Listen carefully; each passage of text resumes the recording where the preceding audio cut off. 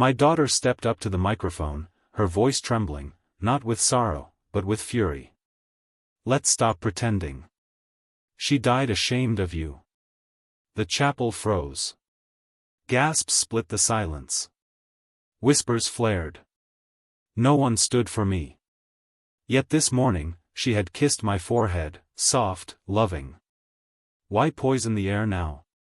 Then a stranger brushed past the pew. Something slipped into my hand.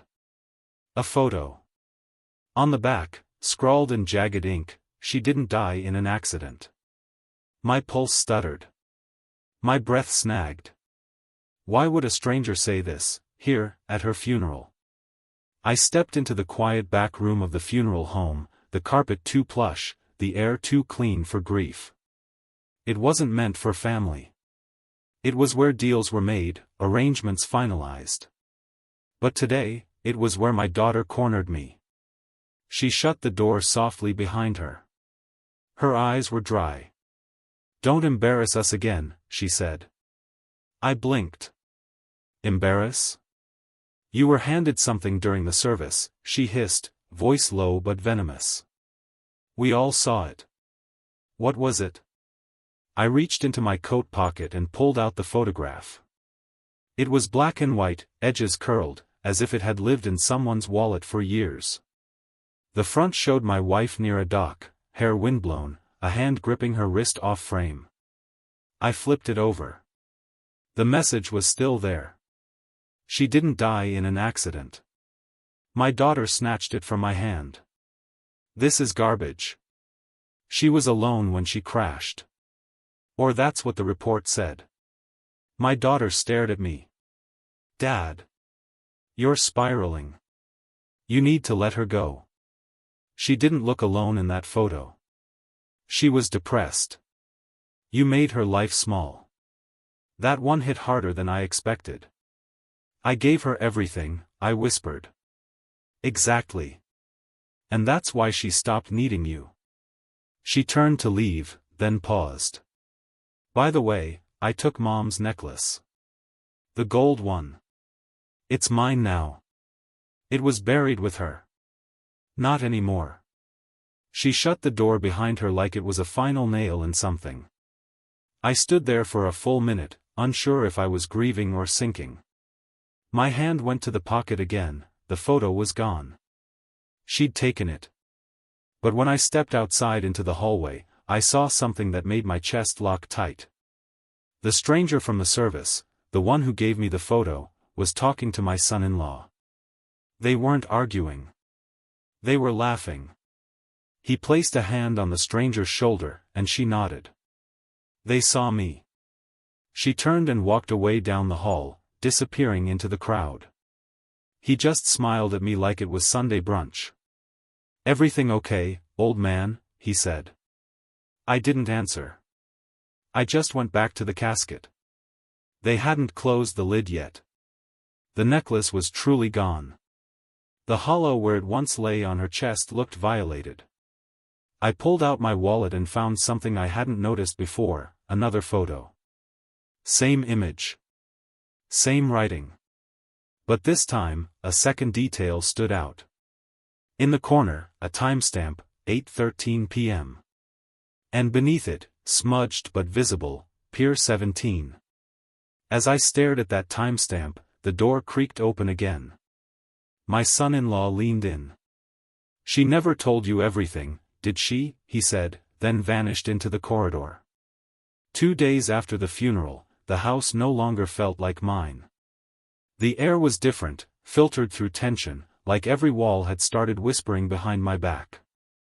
I was sipping weak coffee at the kitchen table when my son-in-law slid a manila envelope in front of me like he was passing the check at a restaurant. "Time to move forward," he said. I stared at the envelope. "What's this?" "A clean solution," he said, pulling up a chair across from me. "Estate transition. Property transfer. It's all very standard." I opened it. My name was printed at the top, but the rest was soaked in legal jargon. "The house?" I asked, eyes narrowing. He nodded. Joint ownership transfer. Into our names. Yours phased out. Phased out? You've had your time here. But legally, this place now qualifies as shared inheritance. You're aging. It's better for everyone if we consolidate. That word again. Consolidate. I heard it at the funeral. I heard it in the bank call. Now it echoed here, like a battering ram. You want me out, I said. No, he said, all smiles. We want to protect what Mom left behind. But the condition is, sign the transfer. Or things get complicated. He tapped the page with his finger. You sign, you stay as a guest. You don't, we file formal claims. And you'll have 30 days to vacate. I felt my jaw tighten. This is my house. He leaned back. Was. Now it's shared bloodline property. That's the law. She built this place with me. And she's not here anymore. I rose from the table. My voice dropped to a tone I didn't recognize. You bring this to me while her scent still lingers in the hallway? You bring this while her clothes still hang in the closet? He chuckled. Your sentiment doesn't pay taxes, old man. That was it. I grabbed the document, stormed out the front door, and drove straight to the lawyer's office we'd both used over the years, George Emmons. George was 65, wore suits like he hated them, and had been at our Christmas table more than once. When I burst into his waiting room, his assistant, Jenny, looked up, startled. I need to see George. Now. Her smile froze. He's in with your daughter right now. My heart dropped. I walked past her and opened the door without knocking. There they were. My daughter and son-in-law, sitting across from George like a committee. Dad, my daughter said, voice full of surprise. George stood, flustered. We were just reviewing options. I don't need options, I snapped. I need the truth. Are they trying to steal my house? Dad, calm down. No, don't tell me to calm down. Not after that stunt at the funeral. Not after this. I slammed the folder on the table. George picked it up, frowned. This isn't a standard transfer form. Where did this come from? From him, I said, pointing at my son-in-law. Jenny peeked in. Should I call someone? My daughter stood. He's confused. Grief has him, unstable. Whispers started behind the thin office walls. Clients in the waiting room turning heads. George looked at her. Did you draft this without me? No, I just. You brought me into this firm, I told George, eyes locked. So tell me now, does this form hold water? He studied it again. His eyes narrowed. This is a cut-rate template. No legal grounds. It wouldn't survive a judge for 10 seconds. I felt the room spin, not from dizziness, but from clarity. They were bluffing. Trying to corner me with paperwork and fear. My daughter's face went pale. My son-in-law laughed nervously. Outside, someone muttered loud enough to hear, they're trying to evict their own father? And just like that, the tide began to turn. The door to the office was still ajar. A man with a cane leaned closer to the front desk, whispering to Jenny. Another woman checked her phone, probably texting about what she just heard. It wasn't private anymore. It was public. And they had started it. As I gathered the fake document, something slid off the table, face down. A photo. Same one. Same timestamp. Same message on the back. Only this time, it was marked with a red pen. A small X circled the man holding her wrist. I looked at my daughter. You brought this here?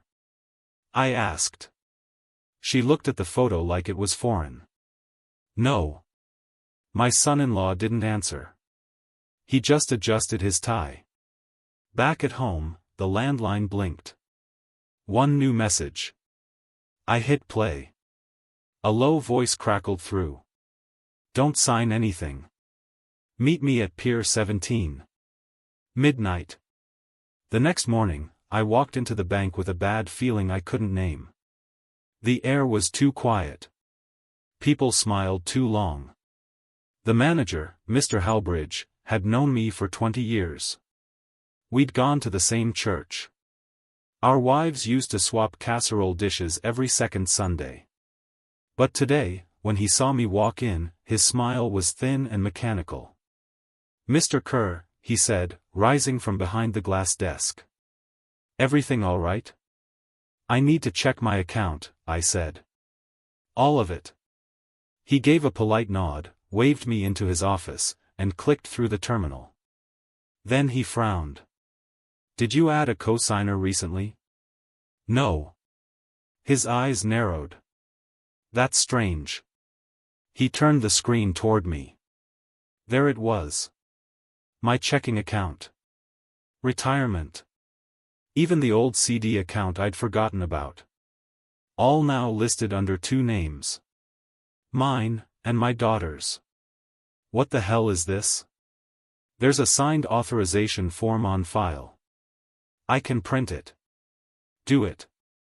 He printed it, slid the page across the desk. My name. Her name. My signature. But it wasn't my hand. The loops were too tight. The ink too dark. Forged. That's not me. Mr. Halbridge leaned back slowly, color draining from his face. I'm sorry, your wife had done some pre-authorization paperwork before her death. I assumed this was part of that transition. Show me the withdrawal activity. He hesitated. Then clicked. 5 withdrawals. Large ones. Each just under the reporting limit. Spread over 3 days since the funeral. Where did the money go? He tapped a few keys. Into a brokerage account. I don't have access to view that, it's with a separate firm. Whose name? Joint. Between? Your daughter and your son-in-law. It felt like falling downstairs, painful, sudden, and humiliating. They used her death, I said, more to myself than anyone. They used her body to pick my pockets clean. Mr. Kerr. I stood abruptly. Freeze every account. Lock them. I'll deal with the rest later. He nodded, fumbling to hit the keys. As I turned to leave, something dropped out of my coat pocket. The photo. Same one. Again. I bent to pick it up. But Mr. Halbridge stopped me. His voice was quiet. I've seen that doc. I froze. What? That pier. In the photo. It's Pier 17. You're sure? I fish there every other Thursday. My cousin works port security. He studied the photo again, frowning. That timestamp, that was the same night your wife's car went off the road, wasn't it? I nodded. She didn't die at the wheel, he said softly. That's not a driving face. I folded the photo, placed it back in my wallet, and walked out. That night, I pulled the brokerage transfer documents from the mail pile they hadn't bothered to hide. Names matched. Signatures forged. Money rerouted. They weren't even subtle. As I sat alone at the kitchen table, a creak on the floorboards made me flinch. I turned. Nothing. Only the photograph lying under the overhead lamp. Something new caught my eye. The timestamp had a second mark beneath it now. Almost like a scratch. But under the light, it shimmered. I held it closer. Tiny ink letters barely visible. Second copy equals safe. Safe? I grabbed a flashlight and ran to the garage. An old lockbox sat behind my workbench, covered in dust. I hadn't opened it in years. The code still worked. Inside, receipts, birth certificates, a cigar tin. And at the bottom, another photograph. This one untouched. Wider angle. My wife, standing on the pier, but now you could see the man's face. Partially turned. Just enough jawline to make me sure. Son-in-law. I turned the photo over. No writing this time, only a single red fingerprint. And beneath it, in tiny print. Midnight. Don't be late. I parked the truck a block away and walked the rest. Midnight air carried the sharp sting of salt and the heaviness of secrets. Pier 17 stretched into the black water like a forgotten memory. Half the lights were dead. The others buzzed with flies and electricity. I reached the far end, heart punching at my ribs. And then, there she was. The stranger from the funeral. The woman who had slipped me the photo. She wore the same long black coat, collar turned up, eyes fixed on the water. You came, she said, without turning. I want answers. She nodded once, slow. Then you better sit. I didn't. She pulled something from her pocket. A worn badge. Retired nurse. St. Helena's Care Center. My name's Ruth, she said. I took care of your wife. Once a week. Thursdays. That wasn't in her medical records. She didn't want it to be. I felt my jaw clench. Why? She had bruises, Ruth said. Always fresh. Wrist, ribs, once behind the ear. Said she fell. Said she was clumsy. I knew better. My hands curled into fists. You're saying, someone was hurting her? Ruth turned finally. Her eyes weren't soft, they were surgical. She never said his name. But she said this pier made her feel safe. Like she was away from the eyes. She'd meet someone here. Every week. Said he was helping. I reached into my coat, pulled out the photo, the one with the man's face half turned. She looked at it and nodded. That's him. The man she was always afraid of. I flipped it over, showed her the red fingerprint and writing. She frowned. Not mine. But whoever left it wanted you to keep digging. I showed her the forged banking forms, the photocopy, the withdrawal dates. She didn't flinch. You're not crazy, she said. You're late. She tried to protect you, but it looks like she ran out of time. I looked back out at the water. She wasn't trying to leave me, I said. Ruth's voice dropped. She was trying to protect you from them. Then she handed me something small. A key. Old. Brass. I was supposed to give this to her, Ruth said. The day she died. She told me, if I don't show up, give it to my husband. He'll know what to do. I stared at the key. It was cold. Heavy. The head was stamped with a code. A storage unit number. Ruth handed me a folded note. It wasn't addressed to me. It was addressed to my daughter. You can read it, she said. Might help you understand what comes next. I unfolded it. It was short. Slanted script. If you're reading this, I'm gone. And if I'm gone, it's because you took what wasn't yours. I forgave you the first time. But I didn't forget. I swallowed. There was a first time? I asked. Ruth nodded. Your wife said money vanished from a joint account last year. She confronted your daughter. Got silence in return. No apology. Just manipulation. She never told me. She didn't want to break your heart. I looked down at the photo again. The original one. I tilted it under the lamplight, and suddenly, something shimmered. Beneath the ink, a second line appeared. Faint. almost hidden beneath a transparent layer. Trust no one in your house. A cold wind pushed through me.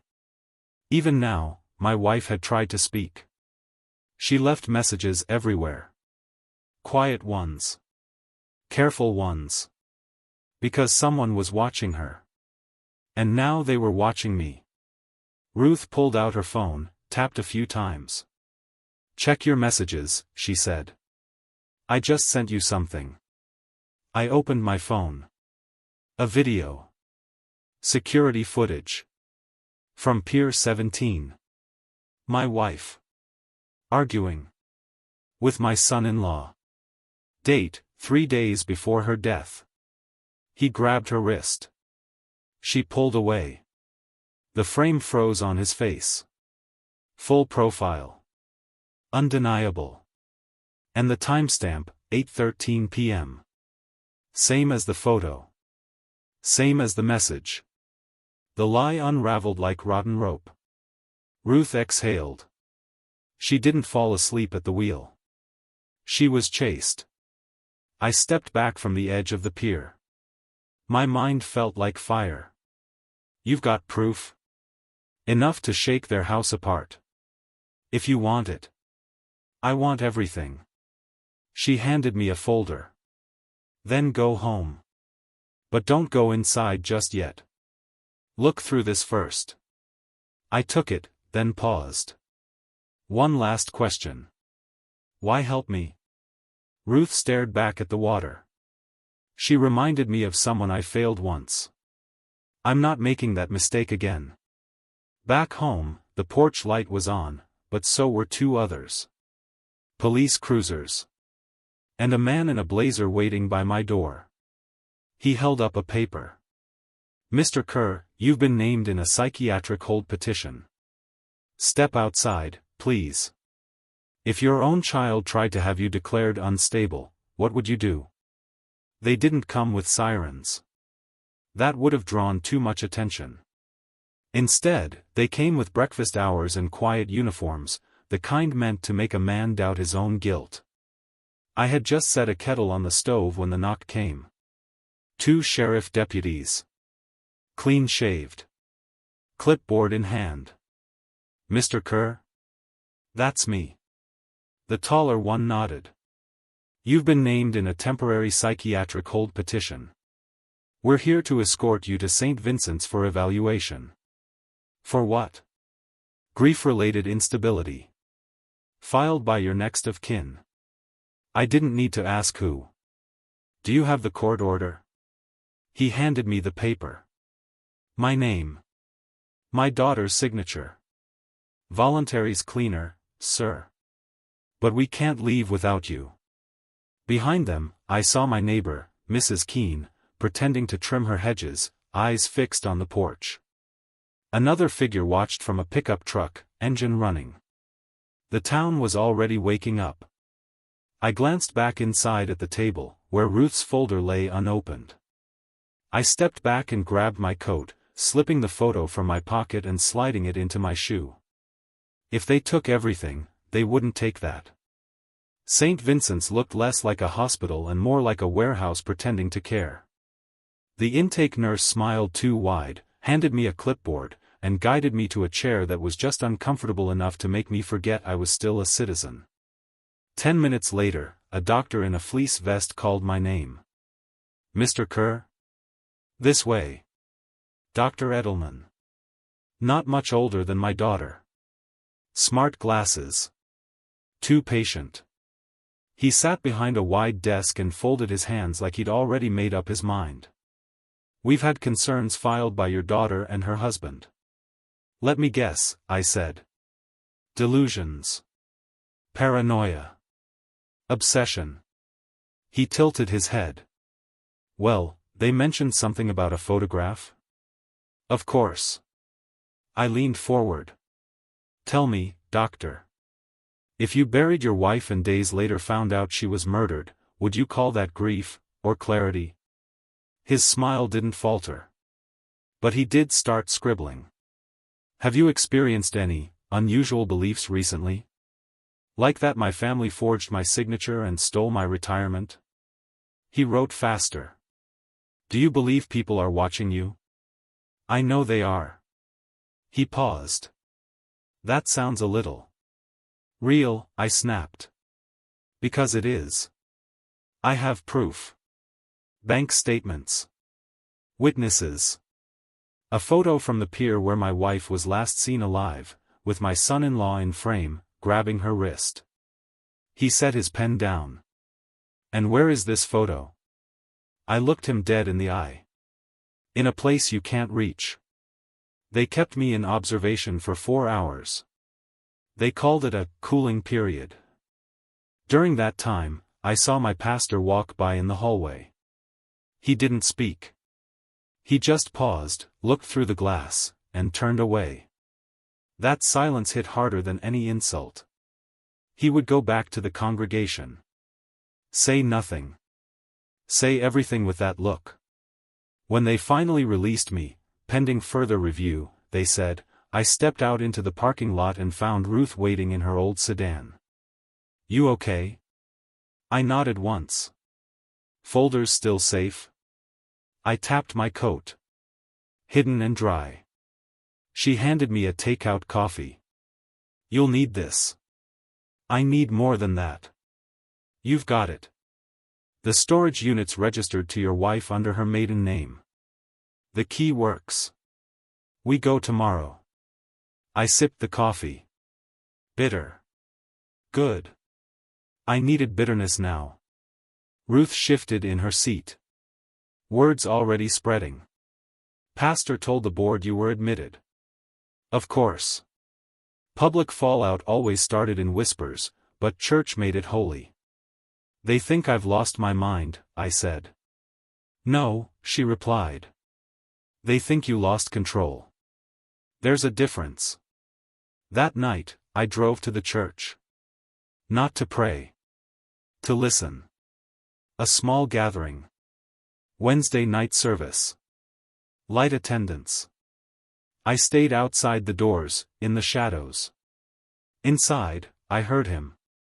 My son-in-law. Speaking. We've done everything we can to help him. But sometimes grief distorts things.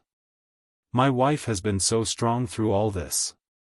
She lost her mother, and now, in a way, she's losing her father too. The pastor murmured agreement. Someone else clapped. Then someone asked, is he dangerous? A pause. Then, we're just trying to keep everyone safe. That night, I removed the photo from my shoe. Its edges were crumpled, the ink a little smeared. But the message still burned. Trust no one in your house. I tucked it into my Bible. The one my wife used.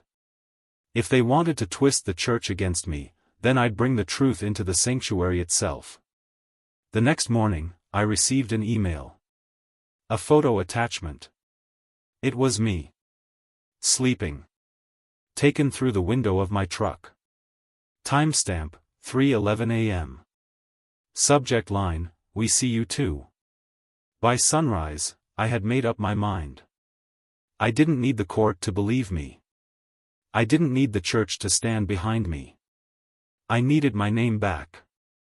And I was going to take it, piece by piece. The credit union manager was a woman named Lisa. Mid-40s. No nonsense. I'd helped her father re-roof their porch 15 years ago. She didn't waste time with sympathy. You want to shut it all down? She asked, scanning the forged signatures I laid across her desk. Yes, I said.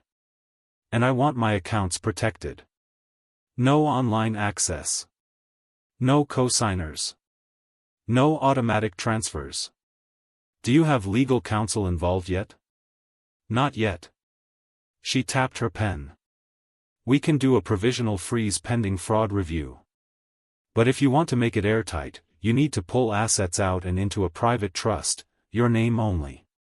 Do it. And the pension? Reroute to paper checks. No more direct deposit. Her eyebrows lifted slightly. Going old school? I looked her square. I trusted digital. I trusted my family. That's over. Within an hour, my accounts were locked down, pension redirected, and my daughter's access revoked. And the brokerage accounts? Empty. I beat them to the punch. Back at the house, my phone rang within minutes. My daughter. I let it go to voicemail. Then another. My son-in-law. The third time, I answered. His voice was sharp, trembling behind the forced calm. What the hell did you do? I stopped the bleeding, I said. You've drained enough. You're sabotaging your own future. No, I said, walking through the yard with the photo in my palm. I'm reclaiming it. Don't forget who's going to take care of you when you fall. I already did. And I hung up. Later that day, I visited an old friend, RET Officer Dave Myers. Vietnam vet. Used to mow his lawn in full denim. Trusted. He opened the door and grunted, "You look like someone chewed you up and left the bones. Can I crash here?" I asked. Just for a night. He didn't ask questions. Just waved me in. As we sipped lukewarm beer in his garage, I handed him the photos. All of them. He studied them. That's your son-in-law? Yes. And your wife's bruises, did you ever see them before? She said she slipped on the stairs. I believed her. He shook his head. You still got the key? I showed him the old brass key Ruth had given me. You planning to use it? Tomorrow. He took a drag from his cigarette. Then sleep with one eye open. Cornered animals bite hardest. That night, I placed the photo in Dave's gun safe. Not because I feared losing it, but because it was finally too important to carry. It had gone from grief to evidence. From a memory to a map. Just before dawn, I woke to the sound of gravel shifting. Dave was already outside, flashlight sweeping the edge of the woods. Someone was at your truck, he said. Footprints. Fresh. I checked the dash cam I'd installed the day before. Footage showed a figure. Hooded. Close enough to fog the windshield with breath. Timestamp, 3:08 a.m. 2 minutes before the last photo was taken. I called Ruth. We need to open that storage unit. Today. She agreed. Bring gloves, she added. This is where things stop being memories and start being evidence. Before I left Dave's, I wrote a check to a local veterans housing nonprofit. $10,000. No strings. No publicity. Just honor. When Dave asked why, I said, because it's money I earned, not them. And I'd rather give it to men who bled for this country than those who suck it dry. As I drove toward the storage facility, my phone buzzed again. A message. Blocked number. One sentence. If you unlock that door, you bury her for real. What would you do if someone warned you that the truth might destroy the only good memory you had left? It was a small thing at first. The key didn't fit. I twisted it once, twice. The bolt didn't budge. The paint on the doorknob looked fresh. The brass too clean. They'd changed the lock. And they didn't bother to tell me. I stepped back from the porch and looked at the curtains. They were drawn tight. Then I noticed my wife's flower pots, gone. The chimes she'd hung from the eaves. Replaced. Like the home itself had decided I didn't belong anymore. I knocked. No answer. Then, the door opened slightly. My daughter. Barefoot. Arms crossed. Dad, she said. You can't just show up. This is my house. No. It's the family home now. I never signed anything. You don't have to. We filed an emergency elder care claim. You're officially unsafe to be left alone. My mouth went dry. You forged documents. You stole money. You pushed your mother into silence. Her eyes narrowed. You're unstable, Dad. You're making things up again. Where's your husband? Gone to get advice. Legal advice. She started to close the door. I jammed my foot in. You think I'm afraid of your papers and claims? She didn't flinch. I think you should be. And then, behind her, movement. A man stepped out from the kitchen. Not my son-in-law. A uniform. Police. Sir, he said, stepping forward. I'm going to have to ask you to leave. This is my house. It's not your name on the deed anymore. The change went through this morning. My breath caught. What? We'll be re-evaluating who handles donations in the future. And finally, Pastor Howard. You have the church's support now. We were wrong to stay silent. Just as I stepped outside, a familiar voice called from the street. Mr. Kerr. It was a young man in a suit. Late 20s. Nervous hands. I'm Andrew Price. Probate and fraud litigation. I've been following your situation since the bank escalation. I'd like to offer legal help. Pro bono. I stared. What made you reach out now? He glanced back at the church. Because the truth walked through those doors today, and it's time someone held it open. That night, I received a package. No return address. Inside, a flash drive. And a note. Play this before your hearing. Not everything about her death was about money. Andrew Price didn't look like much. His suit was wrinkled, his tie slightly off-center. But his eyes were sharp. Calculating. We sat across from each other in Ruth's kitchen. She poured us coffee as he flipped through the documents, medical records, forged bank authorizations, the photo, and most importantly, the VHS transcript. She predicted her own erasure, Andrew said. That's not paranoia. That's foresight. She knew they'd come for me next, I muttered. He leaned forward. They already did. But now we push back. He tapped the flash drive I'd received anonymously. What's on here? I shrugged. Haven't watched it yet. Was waiting for the right moment. He slid it into his laptop. The screen flickered. A video. Security footage, inside a small office. My wife. Sitting across from a man in a sheriff's uniform. If anything happens to me, she said, it wasn't an accident. I have reason to believe my daughter and her husband are planning something. I've seen the documents. My accounts are being drained. My bruises aren't from falls. The timestamp was 2 days before her death. Andrew's jaw tightened. She filed a report? Apparently. And nothing was done. Buried, like her. He closed the laptop. Then we dig it back up, publicly. By the next afternoon, we had filed 3 motions. 1, a formal fraud complaint. 2, an emergency petition to freeze all joint assets and challenge the deed transfer. 3, a restraining order against my daughter and her husband. And the hearing? Scheduled for Friday. Public.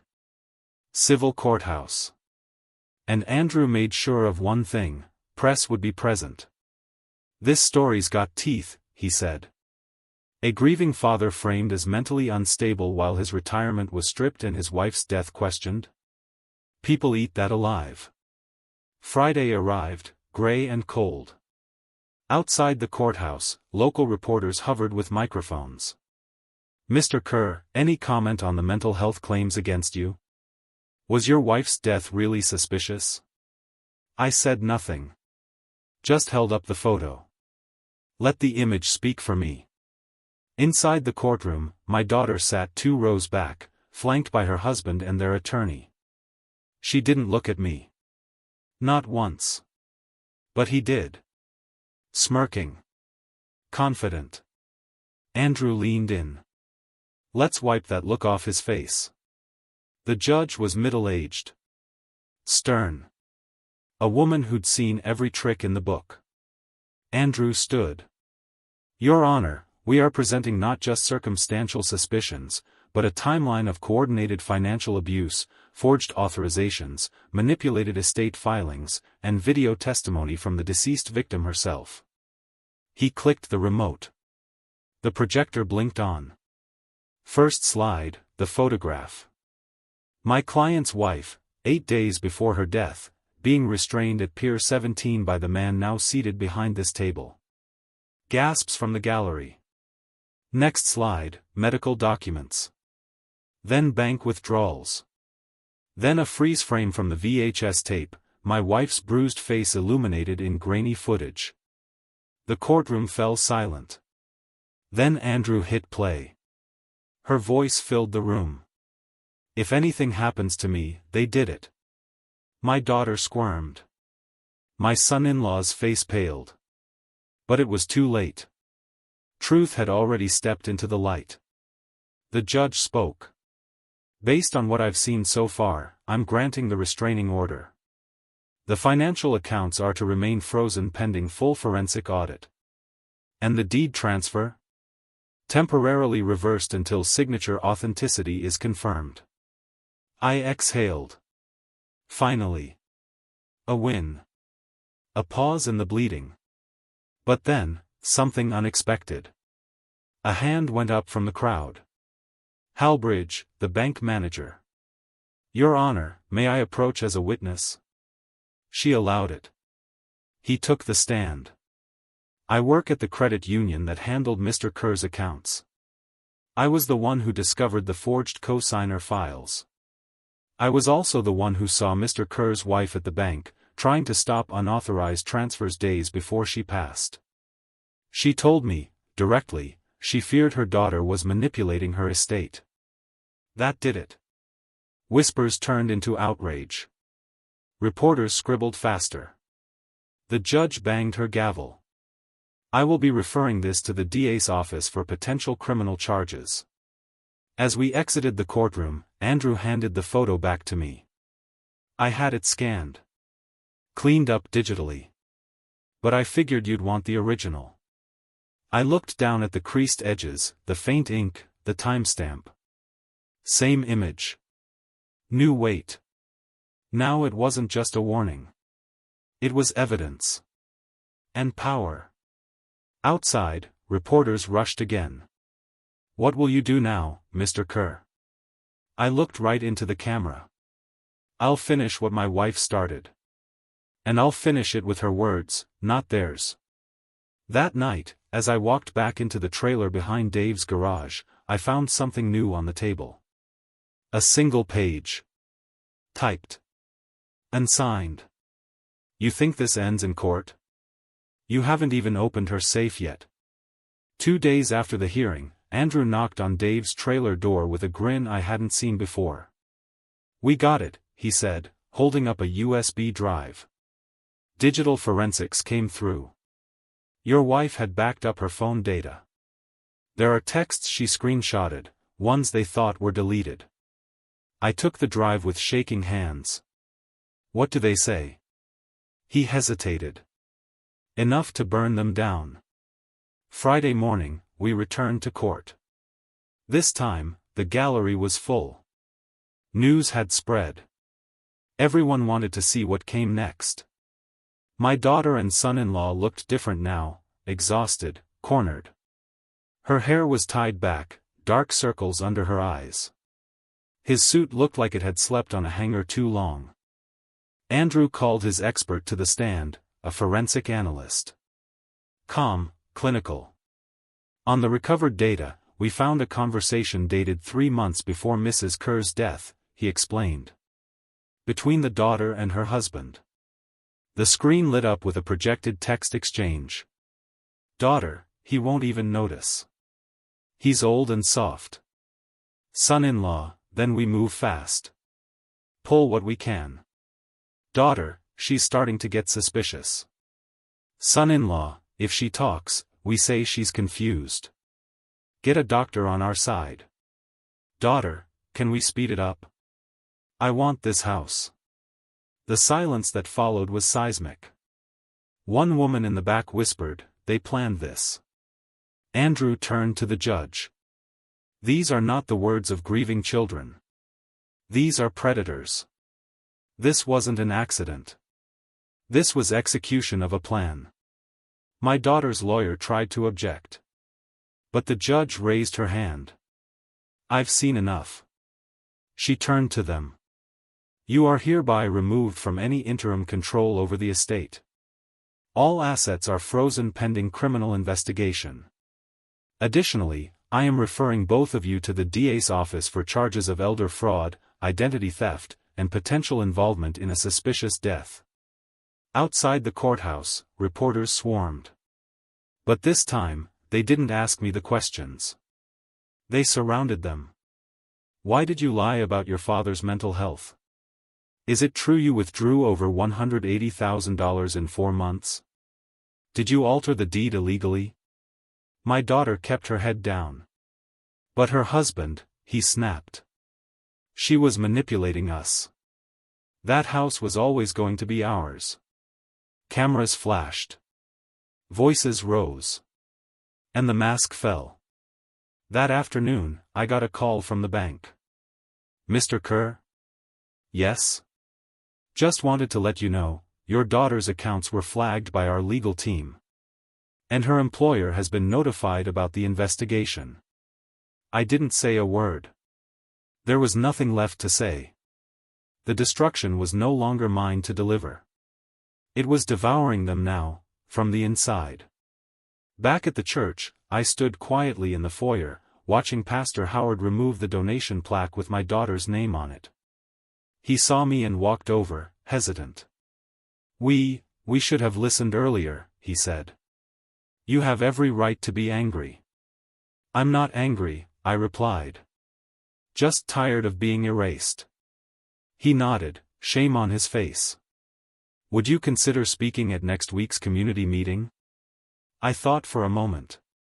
Then handed him something wrapped in cloth. The original photo. I want this displayed here, I said.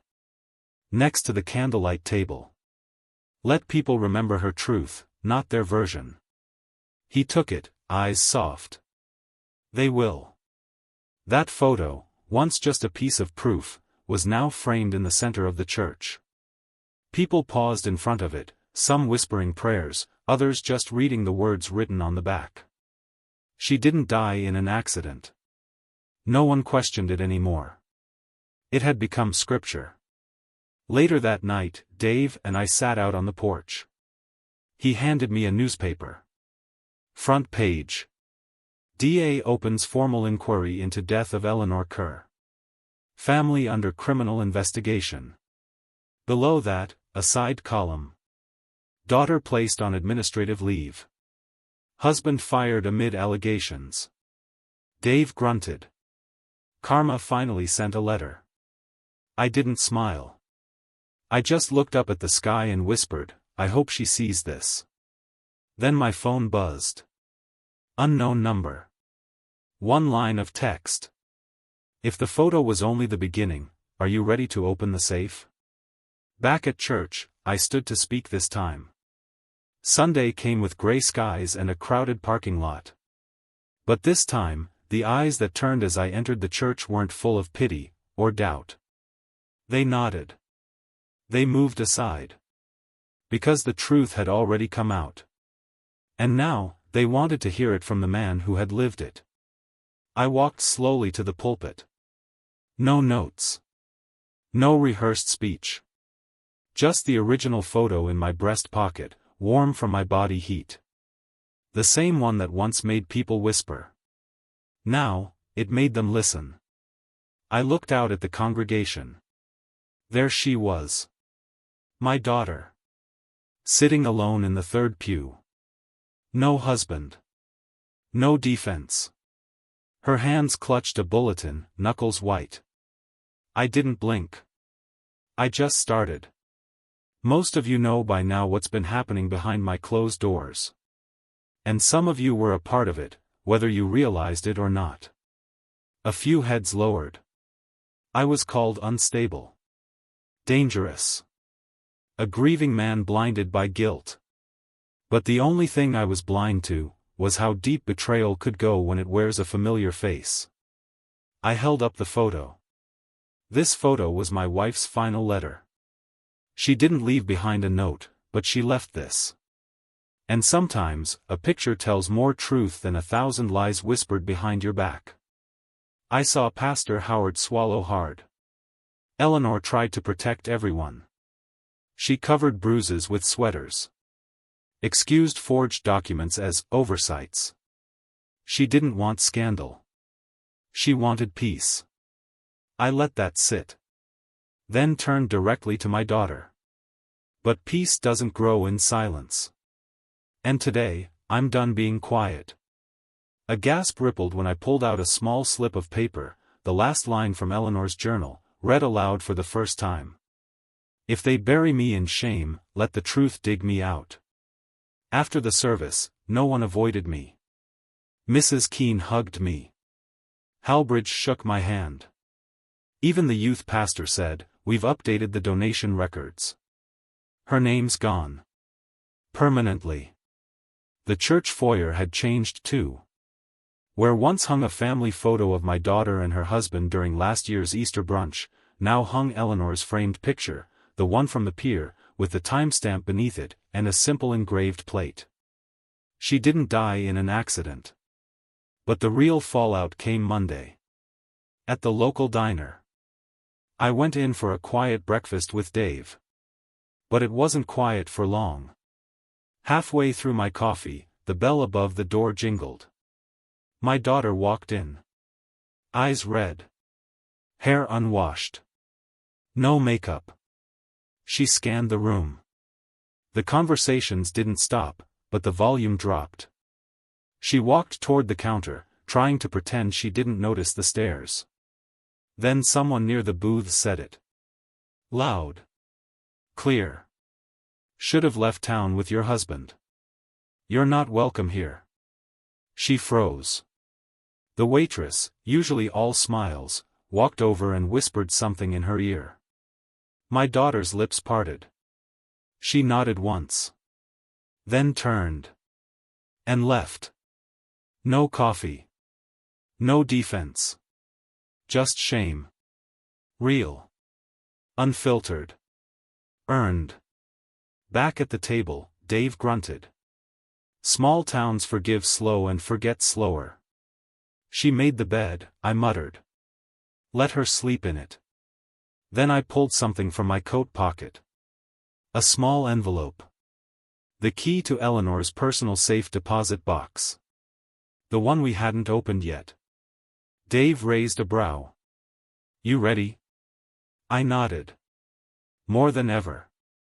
Before we left, I walked to the diner's bulletin board, the one with local classifieds, missing pets, and church flyers. I pinned a copy of the photo. Underneath, I wrote. Truth doesn't whisper forever. And I left it there. People stared. No one tore it down. That afternoon, I received a call from Ruth. You should know, her husband's company is under audit now. Apparently, he listed your address on multiple documents as a financial caregiver. I laughed. I was barely their father, let alone their accountant. Ruth's voice turned soft. They're collapsing. Publicly. Professionally. Personally. And none of it required revenge. Just light. She paused. Are you ready to finish it? I looked down at the key again. Yes, I said. It's time to open the last lock. As I pulled up to the bank with the key in hand, I noticed something scratched into the paint on my truck's door. 4 words. You should have stayed silent. The key clicked into the bank's deposit box locker with a stiff metallic groan. Behind me, Ruth stood silent, hands folded. The manager opened the compartment, slid out the sealed envelope, and placed it on the table. It had my wife's handwriting across the front. For Henry only. If I don't come home. I exhaled and broke the seal. Inside were 2 documents. The first, a handwritten letter. The second, a copy of a revised will. Notarized. Stamped. Dated exactly 1 month before her death. I read the letter aloud. Henry. If this box is opened, it means what I feared has happened. I know they'll come for you next. They're greedy, clever, and willing to strip you down until you forget who you are. But you were always the best of us. You deserve peace. So here's what I've done. Everything I own, every dime, is to be transferred away from them. They get nothing. Not because I hate them. But because I loved them enough to let them fall. Finish what I couldn't. Eleanor. I handed the revised will to the bank manager. This supersedes everything they filed. He nodded slowly. It's ironclad. And now it's active. That afternoon, I walked into the county recorder's office and handed over the deed. Not to my daughter. Not to her husband. To Freedom Steps Veterans Housing Initiative, a small nonprofit that took in displaced veterans, recovering addicts, and widowed fathers. The woman at the desk blinked. Are you sure? I slid a check across the table. This will cover the tax transfer. The house now belongs to the people my daughter never even looked in the eye. I signed the line with no hesitation. It felt like reclaiming oxygen. Later that evening, Ruth and I walked through the house one final time. Empty now. Echoes where laughter used to live. In the master bedroom, I found one last box hidden in the back of Eleanor's closet. Inside. Her wedding veil. A charm bracelet I hadn't seen in 20 years. And the original photograph. But this time. A third message had appeared. Not in ink. But burned into the back with the heat of time and grief. This is where the lies end. I carried the photo into the living room, placed it on the fireplace mantel. A final act. A final statement. The photo that once haunted me now crowned the room. Not as a threat. As a monument. The next morning, we served legal notification to my daughter and her husband. They were permanently removed from the will. Their forged deed was null. Their financial access was revoked. And the fraud case against them was active, with federal backing. Andrew sent me the message. They've been subpoenaed. And the local DA is pushing for felony charges. I didn't smile. I just whispered, good. Later that day, Ruth and I visited the Freedom Steps facility. The director handed me a plaque. In honor of Eleanor Kerr, truth doesn't whisper forever. I handed him the house key. There's a garden in the back, I said. She always wanted to grow tomatoes. We'll make sure they do. On our way out, we passed a familiar sedan. My daughter. She stood beside it, arms crossed, eyes bloodshot. She walked toward me, slow. I just found out, she muttered. I'm sure you did. You gave it all away. I gave it where it belonged. She blinked. What about my son? Maybe he'll grow up watching his father face consequences, and his grandfather stand tall. She looked down. Then up. Then begged. Can we start over? I stepped closer. Name one thing you did for your mother in her final year. Not for her estate. Not for her will. Just for her. She opened her mouth. Closed it. And said nothing. I handed her a single thing. A copy of the photo. She clutched it like it might bite her. And I turned away. That evening, Ruth and I stood in the church foyer. A child pointed at the photo on the wall and asked, "Who's that?" Pastor Howard answered softly. That's the woman who made sure the truth didn't stay buried. Can we start over? She asked, barefoot on my porch. The knock came just before midnight. I was back in my own space now, an old trailer behind Dave's property. Modest, warm, and silent in the best way. She stood barefoot, hair tangled, tears crusted at the corners of her eyes. No husband in sight. No car keys. No pride left to hold. Just my daughter. Alone. Can we start over? She whispered. I don't know who I am anymore. For a long moment, I said nothing. Then stepped outside, letting the door close behind me. You still have the photo I gave you? I asked. She nodded, pulling it slowly from her coat pocket. It haunts me, she said. It should, I replied. She looked down. We didn't mean for it to go that far. We just wanted security. Stability. We thought. You thought I wouldn't fight back. Tears slid down her cheeks now. I've lost everything, Dad. Friends. My job. Even my marriage is falling apart. He blames me for the whole thing. Is he wrong? She didn't answer. I studied her face. The same cheeks Eleanor used to kiss. The same eyes that once begged for another bedtime story. Now hollow. Weathered. Older. So much older than she should have been. I read Mom's journal, she confessed. The one you let the lawyer present in court. I didn't know she'd written so much. I didn't know she kept track of everything. She gave you every chance to change, I said. You didn't take it. She nodded slowly. I don't expect forgiveness. I need to know if there's a way back. Anyway. I motioned for her to follow me around back. We stood beside the small garden Dave and I had started, 4 wooden planters, half filled with soil. She always wanted tomatoes here, I said.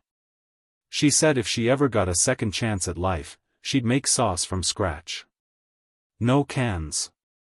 No shortcuts. She talked about that with me once, my daughter whispered. Back when we still had dinner together. I turned to her. I'm not here to give you punishment or salvation. That's not my job. But I will give you one chance. I reached into my pocket and pulled out something she hadn't seen before. A single page, typed, folded, unmarked. Your mother had a contingency clause. It wasn't part of the will. She left it for me to decide. I handed it to her. She unfolded it with shaking hands. Read. Eyes widened. An education fund, she asked. For my son? I nodded. She couldn't save you. But she wanted to save what might come next. So this is the deal. You don't get the house. You don't get the money. You don't even get a seat at my table. But if you want redemption, you can earn it through him. Raise him with truth. Tell him the whole story. Let him grow up honoring her, not stealing from her memory. She broke down fully then. Sobbing into her hands, knees trembling. I didn't hug her. I didn't touch her. But I did sit beside her on the cold ground. 2 feet apart. Like we were strangers.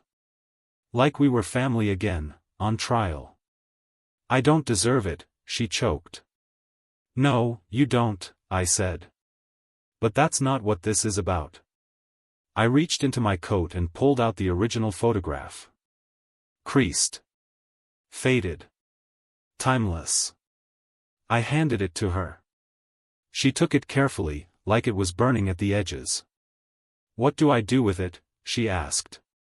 Whatever you need to, I replied. But just know, every time you look at it, you'll see her eyes. And they'll ask you one thing. She swallowed. What? Who are you becoming? We sat in silence until the sun began to break over the horizon. Not forgiveness. Not a reunion. But something else. A decision. A moment. A start. As she stood to leave, she turned back once more. If she were still here, what would she want from me? I answered without hesitation. Truth. And tomatoes that tasted like guilt earned back into grace. At the memorial garden, townsfolk gathered.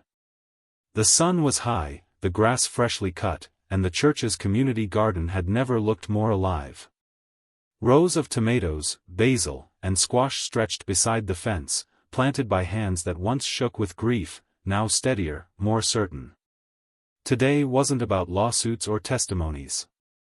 It was about dignity. And closure. Pastor Howard stepped to the small wooden podium near the bench we'd all helped build. He cleared his throat, voice soft but clear. We gather today not in mourning, but in memory. Not to revisit the past, but to honor the woman who refused to let truth rot underground. A few heads bowed. Others looked toward the plaque mounted behind the new bench. In honor of Eleanor Kerr, she didn't die in an accident. And beneath it, a second line added quietly. Her voice was the beginning of justice. I sat near the front. Dave on my right. Ruth on my left. My daughter sat at the edge of the crowd, holding her son close. She hadn't spoken much since that night on my porch. But she came. And sometimes, presence said more than apology ever could. Pastor Howard nodded to me. I stood. Walked to the podium. Held the symbolic photo in my hand, creased, stained, immortal. I carried this photo for weeks, I began. First as a mystery. Then as a weapon. Then as a wound. But now, it's something else. Something more. I turned it so the crowd could see. This is the moment she fought back. The moment she refused to let betrayal define her legacy. I looked down at my grandson. And because she did, the next generation gets to grow up in truth. I stepped from the podium and walked toward the bench. Beneath it, a square of clear resin waited, set into the stone. A time capsule. One meant not for history, but for remembrance. I placed the photo inside. Sealed the lid. And let it go. That photo, once a secret, once a warning, was now a monument. Not to pain. But to resistance. Not to the lie that was lived. But the truth that survived. After the service, the community lingered. People shared stories about Eleanor. About her smile. Her garden. Her refusal to speak ill of anyone, even those who had wronged her. And for the first time in months, I felt no tension in my chest. Just stillness. Just peace. Later that afternoon, I found my daughter still sitting on the bench, her son now asleep against her shoulder. She looked up as I approached. Thank you, she whispered. For not burning the bridge. I sat beside her. I didn't keep it up for you, I said. I kept it up for him. She nodded. I'm starting counseling, she added. Financial accountability. Grief therapy. I nodded slowly. It's a start. She looked at the resin window beneath the bench. Do you think she forgives me? I didn't answer. Because forgiveness wasn't something I could pass down. It was something she had to earn, one silent day at a time. A week later, I visited the house one last time. Now filled with life. Veterans barbecuing in the backyard. A widow planting daisies in the front bed. And in the kitchen, where greed once schemed, they'd set up a communal coffee pot. Same corner Eleanor used to hum in while cooking. One of the volunteers turned to me. She must have been something special. She was, I replied. And still is. That night, I walked back to my trailer, poured a cup of coffee, and sat on the porch with Dave. No lawyers. No police. No lies. Just wind in the grass, and the sound of a garden blooming in the distance. The photo was gone now, but every time I passed that bench, I saw her. Not the bruise. Not the silence. Just her smile. And I remembered that truth doesn't whisper forever. Sometimes, it roars.